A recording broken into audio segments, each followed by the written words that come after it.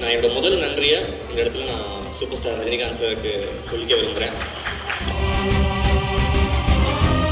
நிறைய டவுட் இருந்துச்சு, இது பண்ணலாமா வேணாமான்னு சொல்லிட்டு நிறைய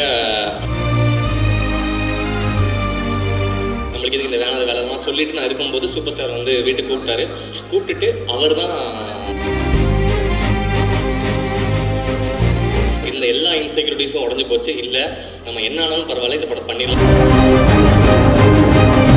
எஸ், முதல்ல எல்லாருக்கும் நன்றி.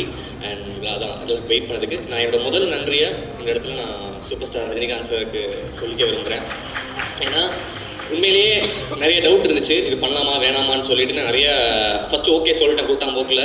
அதுக்கப்புறம் இந்த விஷயம் வெளியே வந்ததுக்கப்புறம் சில விஷயங்கள்லாம் பார்த்ததுக்கப்புறம் கொஞ்சம் அஃபெக்ட் ஆச்சு. ஐயோ அது பண்ணுமா, அது வேணாம், நம்மளுக்கு இதுக்கு இந்த வேணாத வேலை தான் சொல்லிட்டு நான் இருக்கும்போது சூப்பர் ஸ்டார் வந்து வீட்டுக்கு கூப்பிட்டுட்டு அவர் தான் ஃபஸ்ட்டு சொன்னது, நீ நடிக்கணும் அப்படின்னு அவர் தான் என்கிட்ட சொன்னார். என்கிட்ட சொன்னோன்னே அன்றைக்கி இருந்த எனக்கு இந்த எல்லா இன்செக்யூரிட்டிஸும் உடஞ்சி போச்சு. இல்லை நம்ம என்ன ஆனாலும் பரவாயில்ல, இந்த படம் பண்ணிடலான்னு சொல்லிட்டு அதுக்கு thank you so much sir. Thank you.